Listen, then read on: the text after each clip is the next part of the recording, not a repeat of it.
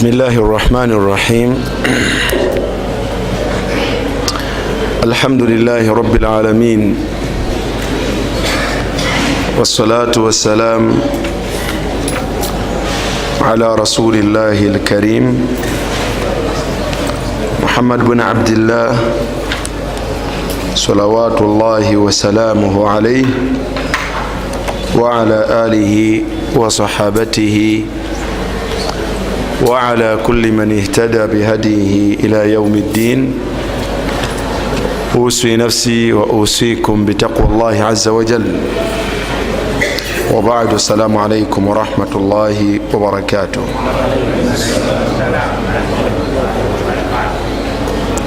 amatenda amalungi ga Allah subhanahu wa ta'ala, musaba Allah sokusaasirako n'emirembe gye ku mubaka we Muhammadin sallallahu alayhi wa sallam. Mbakubiriza okutya Allah subhanahu wa ta'ala n'okumusaba Allah atuwe okumutya lubeerera.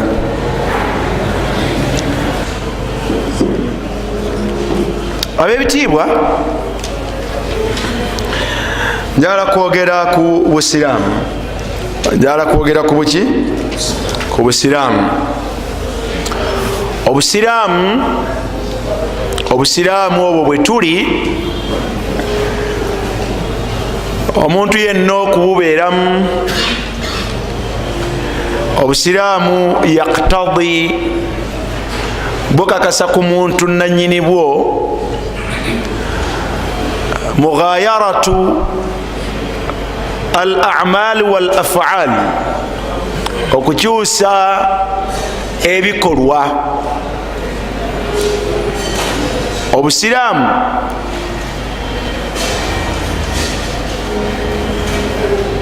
omuntu abulina ateekeddwa okubeera nga ebikolwa bye byawukana ku bikolwa bye qabla al islam. bwe yali nga tanakola dda, nga tannasiramuka. al islam, obusiraamu omuntu yenna bulina ateekeddwa okubeera nga ebikolwa bye oluvannyuma lw'okusiramuka kwe nga byanjawulo nnyo era nga byakyuka ku bikolwa bye qabla al islam. nga tannabakola kutya, kubanga waliwo abantu nga basiramuka busiramusi. bw'obanga wazaalibwa oli musiraamu, ebikolwa byo biteekeddwa okubeera nga byanjawulo, nga byawukanira ddala n'ebikolwa byabo abatali baki, abatali basiraamu.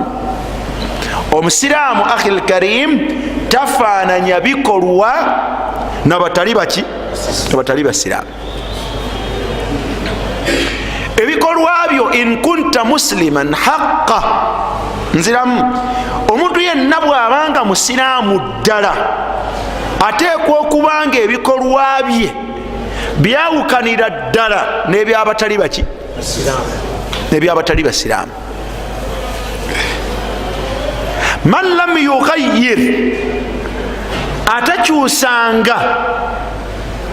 atakyusanga oba ebikolwa by'oyo yenna nga tebiina njawulo na bitali bya musiraamu, obusiraamu bwe buba bukyalina ekiki, buba bukyalina ekizibu. huna sual, ekibuuzo kiri ddala ebikolwa byaffe byanjawulo?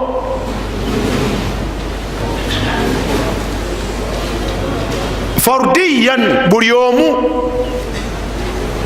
ebikolwa byo ddala byanjawulo, ebyo byewali nga tonnasiramuka nebyoli kati. kugwe yasiramuka obusiramusa obukulu. yabaffe gwe awangalidde mu busiraamu okuva mu buzaale bwo, ebikolwa byo byanjawulo n'ebyabatali basiraamu. ekyokuyiga ekyo tukijja mu hadith ey'omukyala ayitibwa Ummu Salama.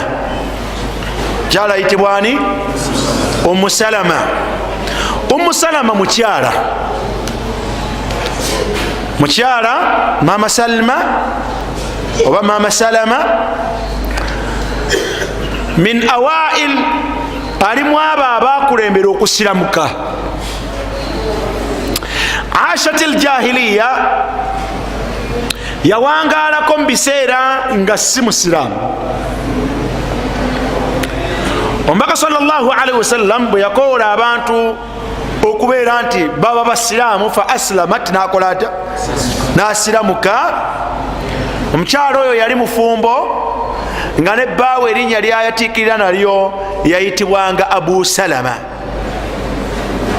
Taataani? Taata Salama. Bwe basiramuka balimu abo abasangibwa obusiraamu e Makka ne basiramuka,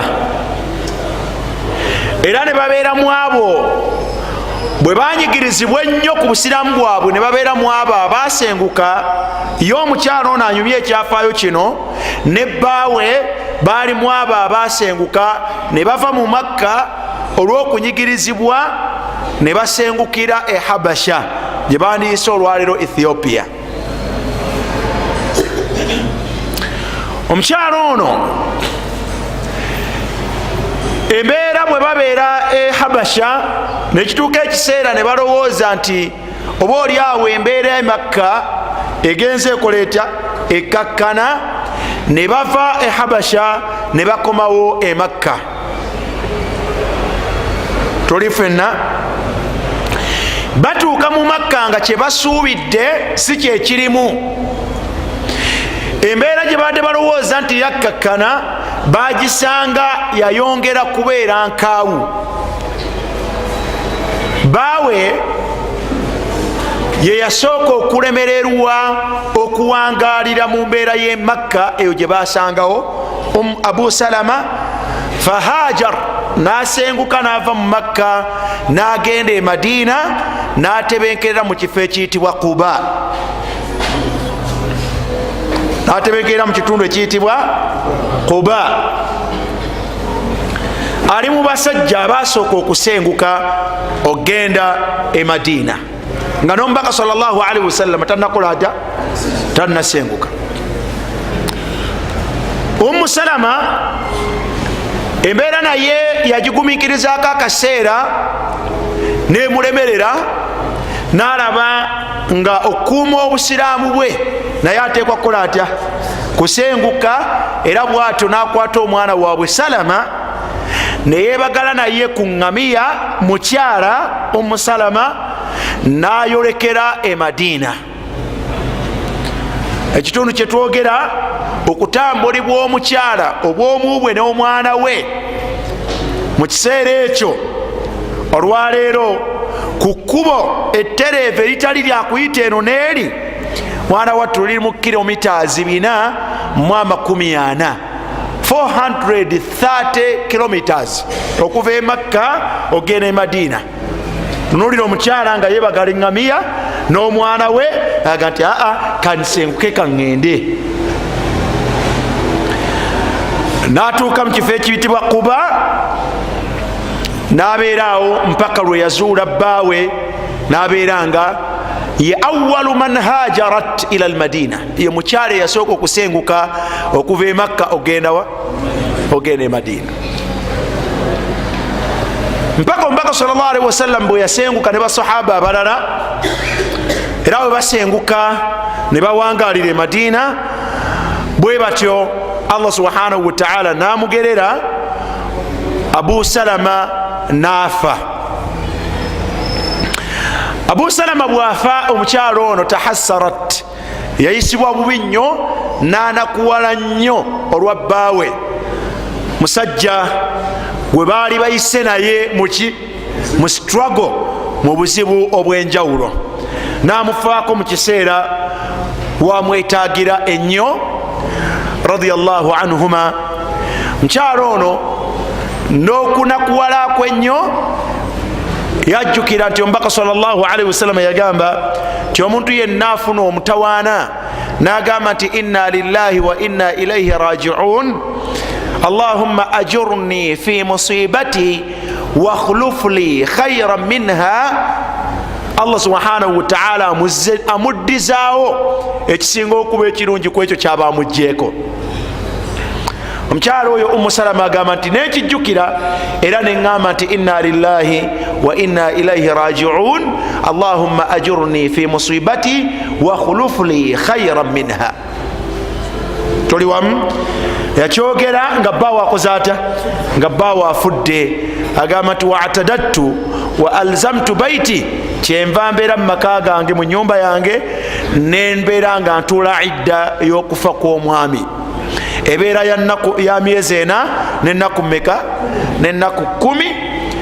Olunaku lweggwako, olunaku idda eyo lweggwako, ngenda okuwulira nga waliwo akonkona wayastaftih, ng'era asaba okumuggulira. Fakumtu ilaihi, kyenva nsituka ngende muggulire, n'atoola salaamu, nenjanukula nemubuuza nti gwani, naŋŋamba nti nze Muhammad rasulullah. Nemuggulira, nayingira, nankubagiza. Bwamala okunkubagiza naŋŋamba nti ayagala kumpasa. Fa abdalani Allahu khayran min Abu Salama. Allah subhanahu wa ta'ala nampanyisizaamu ekisinga okubeera ekirungi mu Abu Salama, nampaamu mubaka we Muhammadin sallallahu alaihi wasallam. Okuva ku lunaku olwo nafuuka maama mu bamaama babaki? Bamaama babakkiriza. Tegerekese oyo yani Ummu Salama yatunyumiza ekyafaayo kino. Kyafaayo kino tukireeta nga tulaga nti obusiraamu, omuntu omusiraamu, obusiraamu buteeka okubanga bwakyusa ebikolwa byo nga tebifaanagana n'ebyo bye wali nga tonnakola otya, nga tonnasiramuka, oba okubeera nti ebikolwa byo ng'omusiraamu tebifaanagana na byamuki? Na byatali musiraamu. Abasiraamu tebafaanaganya bikolwa nabatali baki? Nabatali basiraamu. Ummu Salama atunyumiza olugendo lwabwe okuva e Makka ogenda wa? Ogenda e Habasha. Otegedde yagenda yatya? Sibwe guli? Bwe batuuka e Habasha, olw'okubanga baali badduka lwa ddiini yaabwe, abakulembeze b'e Makka baayagala okubalondoola babajjeyo, babakomyewo, babakoleko bye baagala. Baatuma a special envoy ogenda okunona abantu abo. Baatuukira wa Malku Habasha mu kiseera ekyo yali efugibwa omusajja ayitibwa An-Najashiyu radiyallahu anhu. Ne batuukayo ne bannyonnyola nga abantu baabwe bwe baddukidde ewuwe, ne babaako bye bamulaga. Si bye njagala olugendo luwanvu, tegerekeka. Njagalamu ti ebikolwa by'omuntu oluvannyuma lw'okusiramuka biteekwa okuba n'enjawulo n'ebikolwa bye nga tannakola atya? Atannaba kusiramuka. Ebikolwa by'omusiraamu, uidu wa ukarrir, ebikolwa by'omusiraamu tebifaanagana na byatali muki? Na byatali musiraamu. Weekyekinge akhil karim, embeera bwefaanagana bwetyo embuga, Najashiyu abavudde mu bukulembeze bw'e Makka bamaze omunnyonnyola ebikwatagana ku bantu be banonye. An-Najashi yatuma omubaka eri abantu bano abaddukidde gy'ali, babayite ababuuze akana n'akameka n'akataano. Bw'olabanga omuntu awaŋŋanguse mu Uganda n'agenda mu nsi yonna gy'agenze, n'olabanga obukulembeze bw'eggwanga bumutumyayo, teweewuunya, si byaddi, si bya leero. Najashi bwe bamala omubuulira, thumma arsala ila ashaabi rasulillah fadaahum, yatuma omu ku bantu be kuba obuvunanyizibwa agende aleeta abaddusi abo ba refugee ba foreigners bajje mu maaso ge babitebye. falamma jaahum rasuluhu, omutume omubaka wa Najjashi wa kabaka bwe yatuuka eri basahaba bano ba Ummu Salama ba Abu Salama ba Jaafar ibn Abi Talib nga bwe baali bafaanana, ijtamau, basooka kuŋŋaana beegeyeemu. mu kwegeyaamu, thumma qaala ba'duhum li ba'din, mu kwegeyaamu awo tugenda gamba tutya kabaka batuyisa embuga. ma taquluuna lirajul, abange tugenda gamba tutya omusajja idha jitumuuhu, bwe tugenda mu maaso ge atuyise waliwo ensonga. qaalu, baddamu ne bassa kimu ne baga nti naqulu, tumugambe nti wallahi tukulayirira Allah, ma alimna, tetulina kyetumanyi okusinziira ebyo byetumanyi, wama amarana bihi nabiyuna, n'ebyo byatulagira nabbi waffe sallallahu alaihi wasallam, kainun fi dhalika ma huwa kainun, tumugambe ebyo byetujja ku mbaka waffe sallallahu alaihi wasallam era byetumumanyiko ekiba kikole ki, ekiba kibe. tugende tumugambe ebyo byetumanyi okuva kwani, ku mbaka sallallahu alaihi wasallam, n'ebyo omubaka waffe byatulagira ekiba kikole ki, kitegeeza tumugambe mazima, akole kyakola atya, akole kyayagala.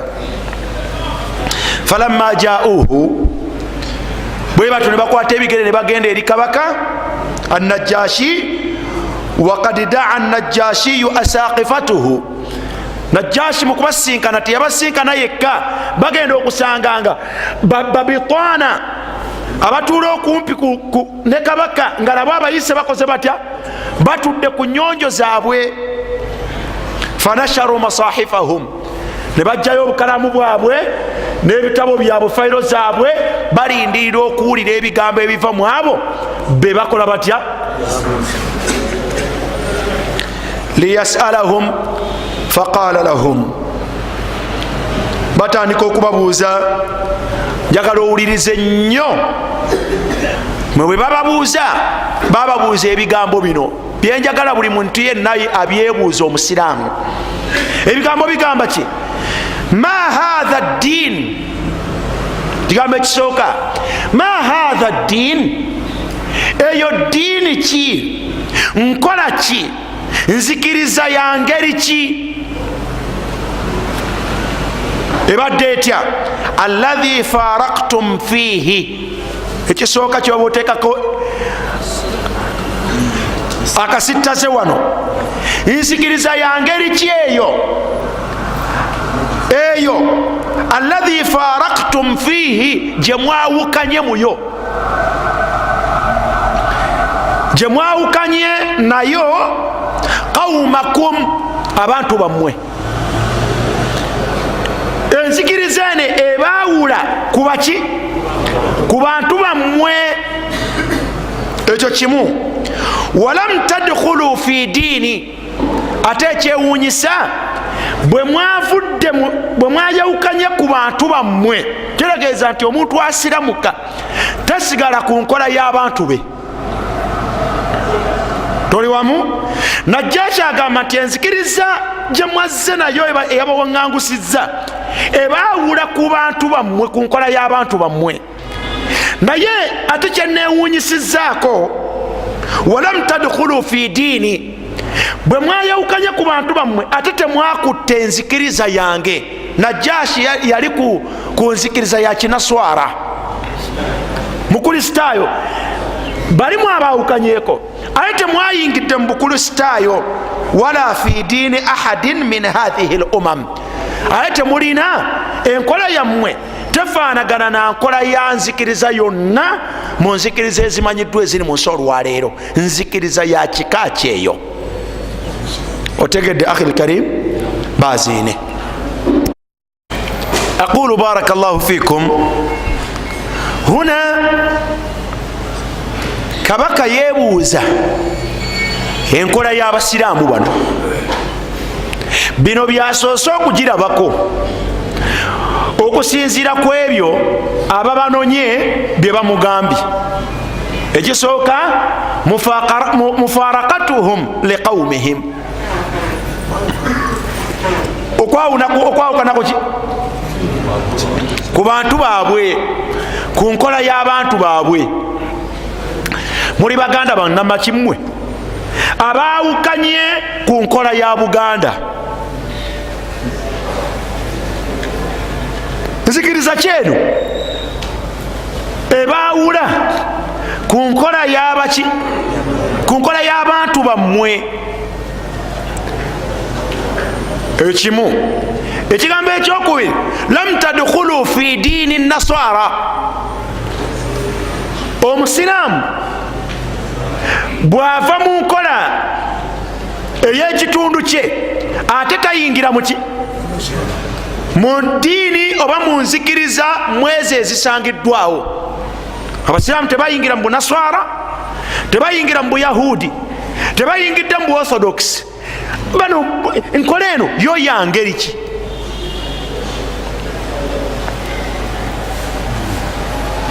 Otegedde akhi al-karim?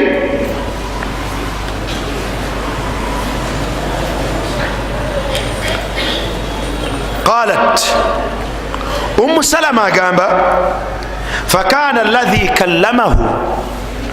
الذي كلمه eyayimirira okumwanukula teyali mulala wabula yali Jaafar ibn Abi Talib. Jaafar ibn Abi Talib, ono Jaafar omwana wa Abu Talib abeera muganda wani wambaka Muhammadin sallallahu alaihi wasallam. Ombaka osahaba ono Jaafar ibn Abi Talib muganda wono lwe yafa, ombaka yanakuwala nnyo era nagenda ne bamuziika. Kwono kutujja sunna enkola mu busiraamu nti ffe abatafiiriddwa ffe tuteekerateekera afuiriddwa ekyokulya n'okumubudabuda. Kwono omubaka kwe yagamba basahaba nti isna'u li ala Jaafarin ta'ama, abange mugire mufumbire abaana mukyala famire ya Jaafar mubafumbire emmere. N'abagamba ti faqad ataahum ma yushghiluhum, batuukiddwako embeera etawanya entegeera yaabwe etabasobozesa kutebenkera, beetaaga ababudaabuda. Mbaka kyogerera kwani? Ku Jaafar. Jaafar ibn Abi Talib muganda w'omubaka alayhi salatu wassalam ye yayimirira mu banne mu maaso ga kabaka okumunnyonnyola enzikiriza y'obusiraamu yo yeefaanana etya, omusiraamu ye yaafaanana atya. Faqaala lahu, bino bye bigambo bye yamugamba, ayyuha almalik, owange gwe kabaka, wano tujjawo nti mwana wattu abantu nunaziruhum manazilahum, tubateeka mu bifo byabwe, nuqaddiruhum, tubawe ebiki ebitiibwa byabwe. Huna Najashi lam yuslim ba'd, Najashi tannaba kuba musiraamu, naye lunuulira abantu abalina empisa, bw'abanga ayogera naye yamugamba nti ayyuha almalik, munnange kabaka. I'tarafa, yali recognizing nti ono yani ye kabaka. Kunna qauman, ffe twali abantu, ffe boolaba wano abayimidde mu maaso go, kunna qauman, twali abantu ahla jahiliyatin, ahla abaawangalanga mu mbeera ey'obutamanya, eno buno bwe butali busiraamu, buno bwe butali busiraamu bwagenda okutuwa safira awalan, bwagenda tutendera atali musiraamu afaanana atya era bwasiramuka afaanana atya. Ekituleeteza hadithi eno kukutegeeza musiraamu yenna wofaanagana toteekwa okubanga ebikolwa byo byanjawulo ku byatali musiraamu. Bwotyo bwofaanagana oba tewaliiwo njawulo bainaka obaina, oba okyalina aibu oba okyalina akamugo okubeera nti tewaliiwo njawulo olubereberye nga tonnasiramuka n'oluvanyuma lw'okubeera nti wasiramuka. Tewaliwo njawulo mu kuwangaala ku busiraamu nambeera etali yabaki mufaanaganya ebikolwa. La, Jaafar ibn Abi Talib annyonnyola eddiini busiraamu eyawukana ku butali busiraamu. Kunna qauman ahla jahiliya, bino bye twakolanga mu mbeera eyo mubutamanya, buno bwe butali busiraamu. Ekisooka ssebo kabaka, embeera yaffe ey'obutamanya twalinga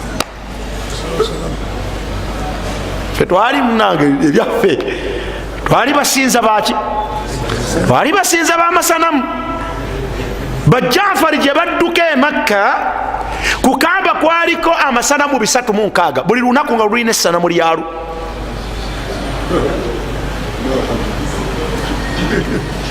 Ebisanamu meka 306, buli lunaku nga lulina essanamu. So nga waliwo n'amanene Galaata wal Uzza, agogo ageyawulidde ge manene. Kakati mu butali busiraamu na'budu al-asnam, fe twali balubaale. Tegerekeka bwe twali tusinza. Wa na'kulu al-mayta, mu butali busiraamu fe ekisolo kyonna nga bwe kifa nga tulya buli tetukiraabako baasi. Na'kulu maadha, na'kulu al-mayta, atali musiraamu alya ekisolo ekifudde gwe bayita kalannamye. Ente eyo bwetafiiraawo nusu bulaaya noga nti tusala busazi nga tujjako ddiba nga tukola tutya. Buno bwe butali buki. Jaafar ibn Abi Talib yasifu al-jahiliya, atendera kabaka embeera gye babaddemu qabla al-islaamu, nga tebanda bakola kutya, nga tebanda bakusiramuka. Wanaati al-fawahish, wanaati al-fawahish, embeera yonna ey'obuwemu kuffe nga terina mutawaana.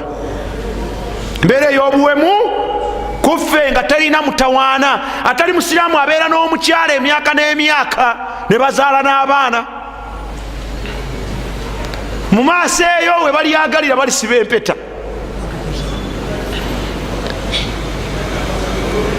Ebbanga lino lyonna lye bamaze tebalirabamu nsonga. Obutambuze si nsonga. Wanaati al-fawahish, pozi wano atenda ki? Wano bino byayogera byaki? Bya qabla al-islam. Hakadha kunta qabla al-islam, bwotyo bwe walinga tonnasiramuka.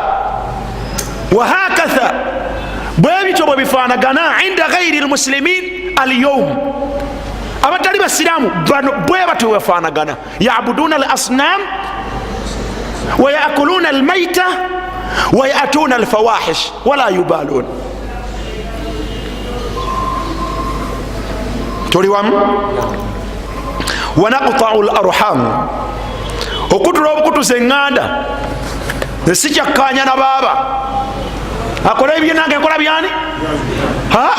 Eri mutali musiraamu bwetyo bwe twafaanagananga. Okayagana ne muganda wo n'omukutulawo tewagala kumanya abeere kulwo naawe obeera kulwo, oba kitaawo oba maama wo. Si kigambo kinene. Bwetyo bwe twafaanagananga. Wa nasbi al-jiwar, baali basajja bakulwana ntalo naye nga balwanagana ne balirwana abaabwe nga balwana okufuna ebyokulya n'okufuna ebyobugagga. Balumbagana balirwana abaabwe ne babawambako bye babawambyeko bo ne beyagala.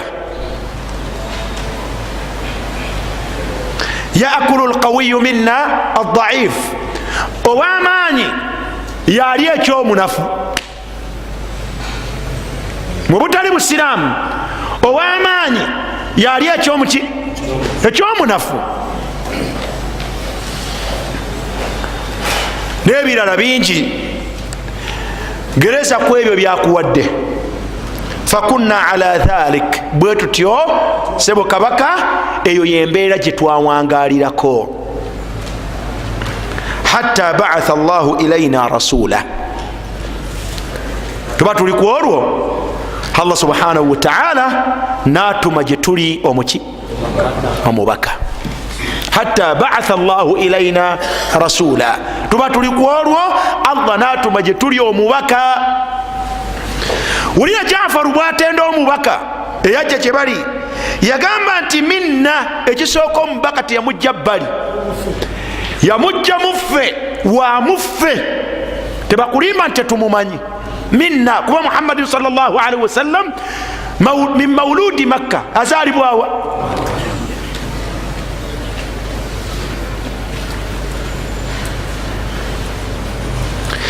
okumanya wa muffe, naarifu nasabuhu, olulyo lwe tulukola tutya, tulumanyi. famire gyavamu tugimanyi bulungi,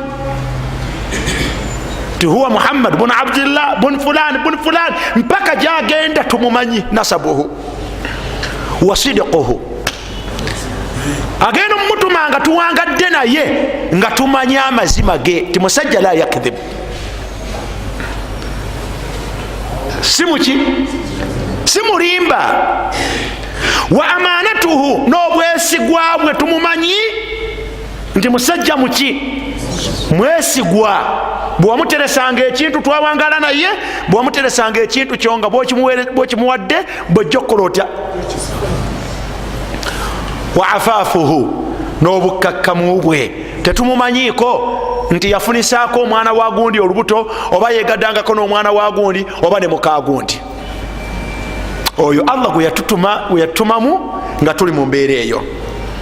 mwana wattu fadaana ila Allahi ta'ala, fadaana ila Allahi ta'ala, natukowoola atuzze ewaani, ewa Allah subhanahu wa ta'ala.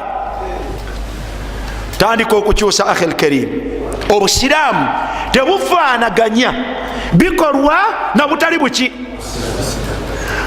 yabakowoola abazza wa Allah muki, linuwahidahu, tumwawule Allah. kyawunyisa wahidu muslim, omusiraamu eyawangala bwatyo, faduiya ila lislam, nakowolebwa ekudde eri busiraamu, okudde eri Allah, liyuwahida Allah, ayawule Allah subhanahu wa ta'ala, wala yazalu yushriku bihi, naye mpaka n'olwaleero fi islamihi lam yuwahidu Allah, tayawulanga Allah subhanahu wa ta'ala, wa yaddai lislam.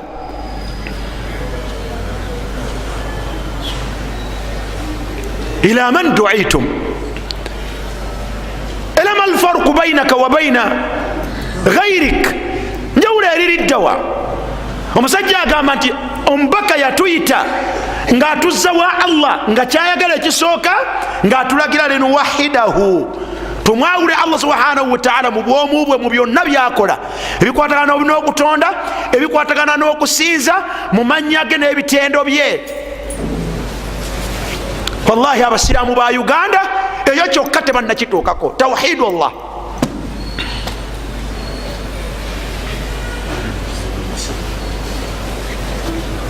eyo kyokka tukowolebwa okuddizibwa ewa Allah, tumwawule Allah nti ali omu mu bikolwa bye, mu kusinzibwa, mu bitendo bye n'amannya ge, naye ekyo kyokka tetunnakituukako. wanaabuduhu, gwe tuba tusinza, yakugambye mu jahiliya nti babadde basinzaani asnam, naye omubaka atukowolaga ti mugafeeko mutandise kusinzaani, kusinza Allah. hal abadnahu, abasiraamu baleka okusinza abatali Allah.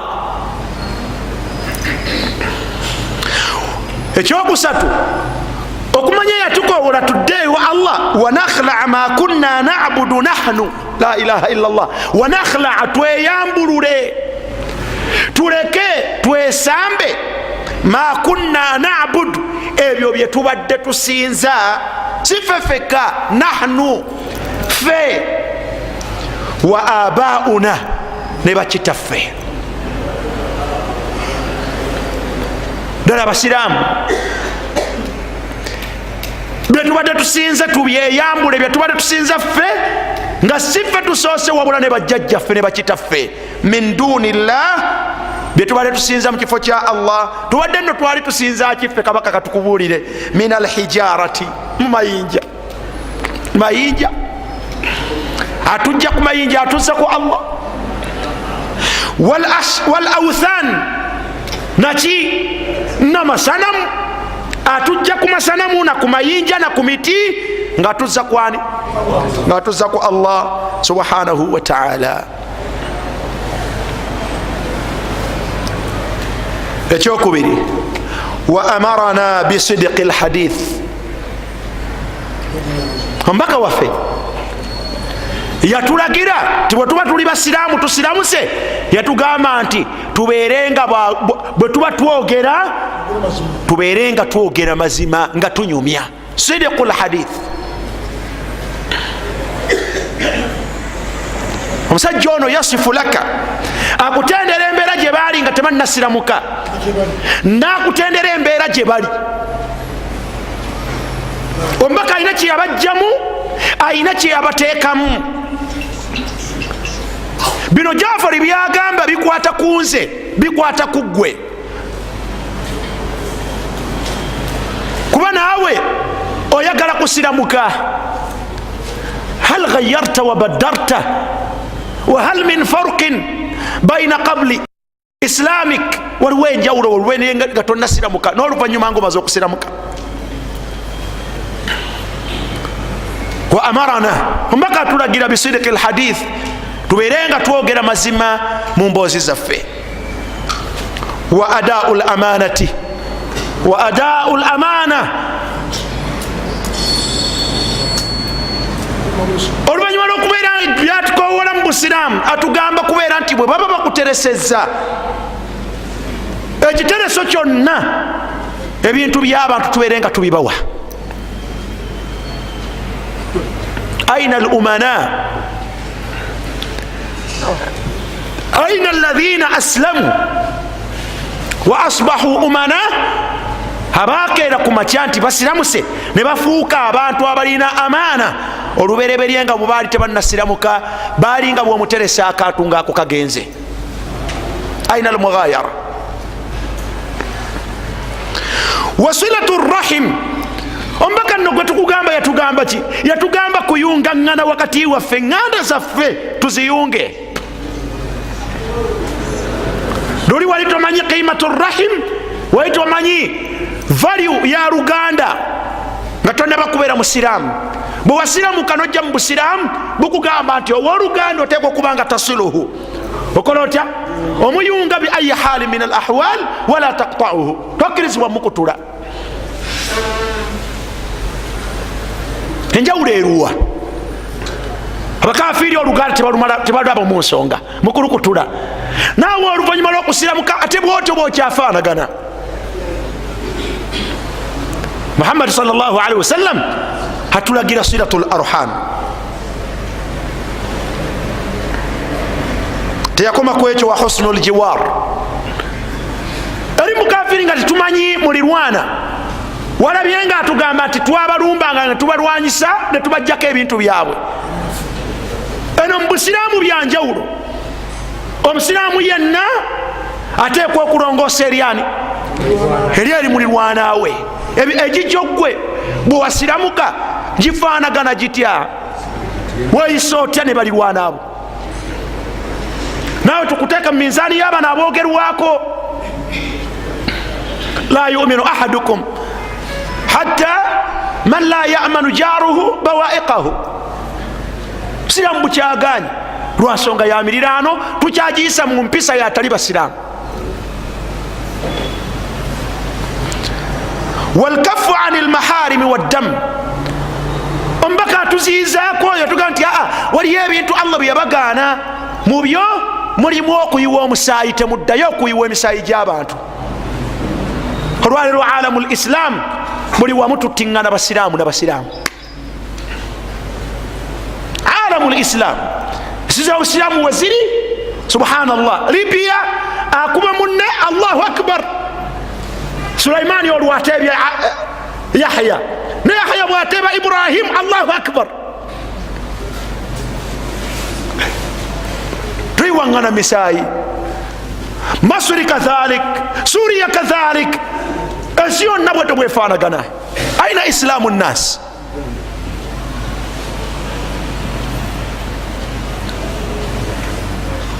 Wanahana ani lfawahish.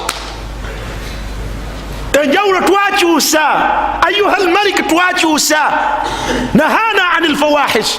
Ebyobuwemu yabituziyiriza ddala, fe tetukyali bawemufu. Obwenzi khalas. Aina haula? Nahana ani lfawahish.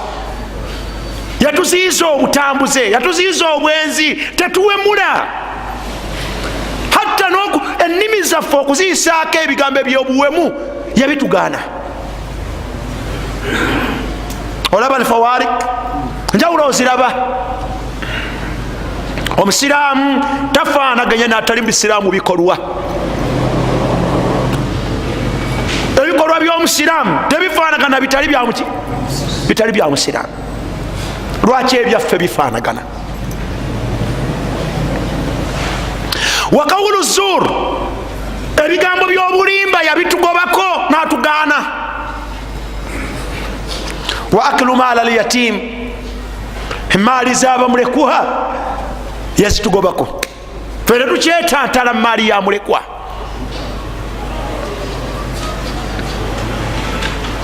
Wa qadhfu lmuhsana, tetuwaayira muntu bwenzi nga teyabukoze. Abakyala abeekuumye, mwana watu tetubakanyugirira bwenzi.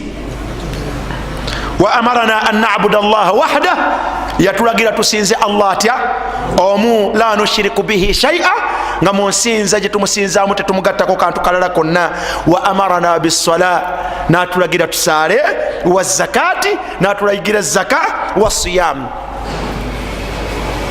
nokola kutya. Wewuunya Jaafari yewuunyisa ebisi gwe byolabanga ebinene ate byeyasembyayo, ate byolabanga ebitono byakola atya, byeyasoosa. Mukama waffe qal, bwamala okubyogera agamba nti fa'addada alayhi umura al-islam, namunokolerayo ebintu by'obusiraamu. Bwatyo Jaafari agamba nti fasaddaqna, tugenda okulaba nga mu butuufu bintu byanjawulo nga ne byatugamba birabika birungi. Kyetwakola fasaddaqnahu, ne tumukakasa nti gayogera maki, mazima. Wattaba'nahu, ne tumugoberera.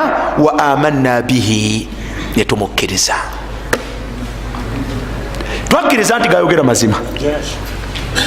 Jaafari agamba titwakkiriza nti byayogera mazima Muhammad sallallahu alaihi wasallam, ne tumukkiriza era ne tumugoberera ala ma jaa bihi, kwebyo byeyatujjira nabyo.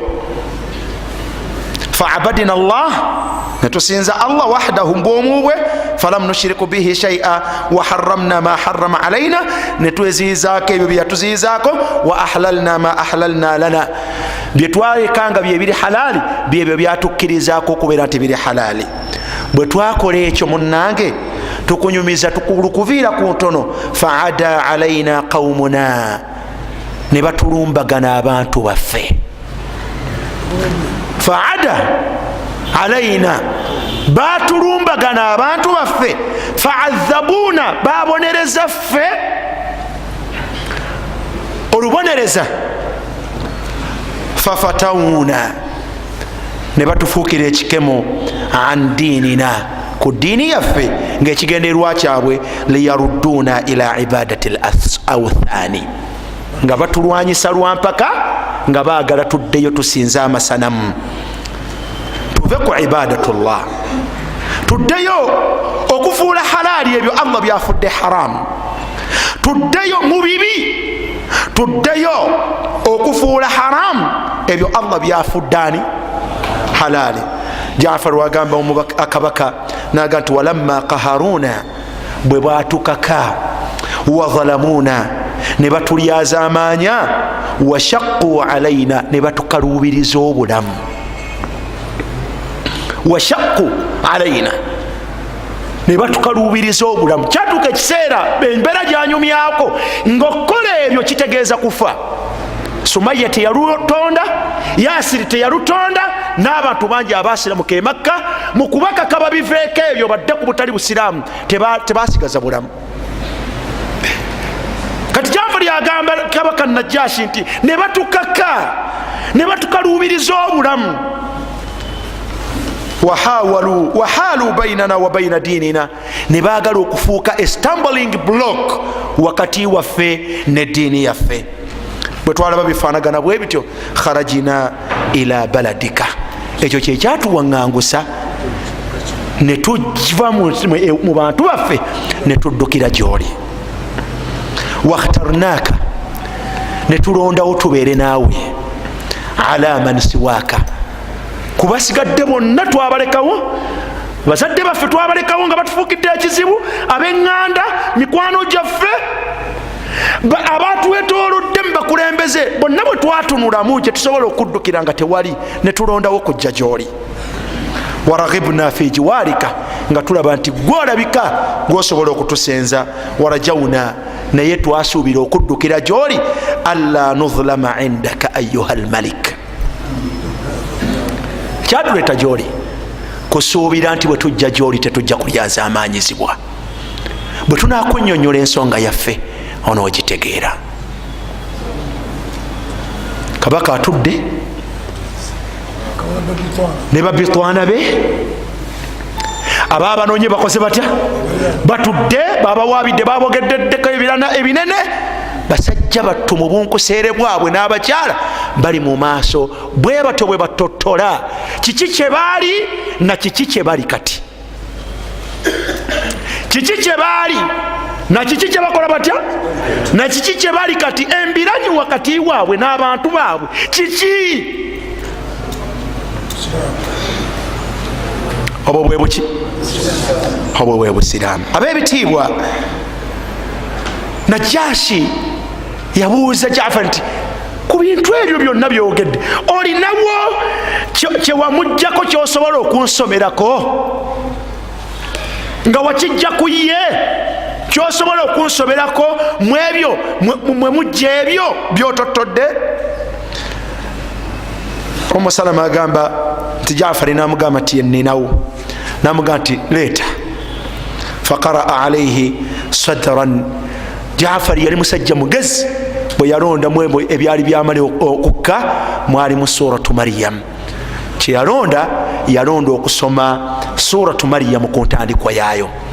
Kafuha ya ain sad dhikru rabbika abdahu Zakariya, n'atandika okusoma. Jjukira nti eriko okwogera ku Isa ibunu Maryam, gwabisomera jjukira nti musajja munaswara, amanyi nnyani? Amanyi nnyo Isa ibunu Maryam. Bwe yabiwulira nga bimusomebwa, qalat Salama agamba nti fabaka wallahi Najashi yatandika okukulukusa amaziga, hatta ikhdalla lihiyatuhu, mpaka ekirevu kye bwe kyatoba. Si yekka, wabakat asaqifatuhu, n'abawandiisi be babitwana be bwe bawulira Qur'ani ng'esomebwa ne bakola batya? Ne bakaaba.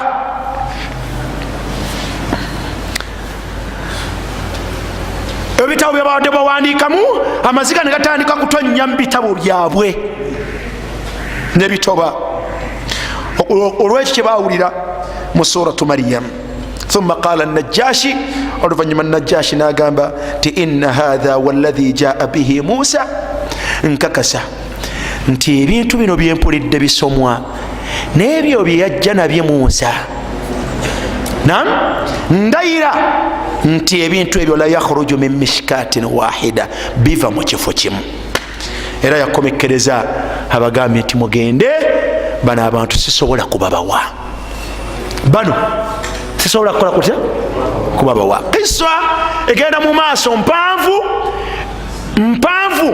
naye mwana wattu kyenjagaddemu fakaraye eya wakati, njagaddemu nti ab'ebitiibwa ebikolwa by'omuntu kabula al islam nga tannakola atya, nga tannasiramuka, tebifaanagana na muntu ng'amaze okusiramuka. Lwaki ebyaffe bifaanagana? Lwaki ebyaffe bifaanagana? Wanaddai al islam. Hakikatan oli musiraamu,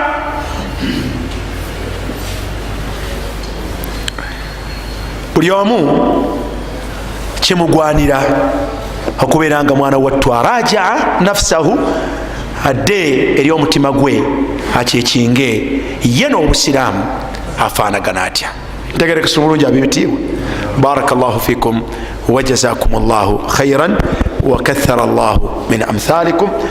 subhanaka allahumma bihamdik ashhadu an la ilaha illa anta astaghfiruka wa atubu ilaik. wassalamu alaikum wa rahmatullahi wa barakatuh.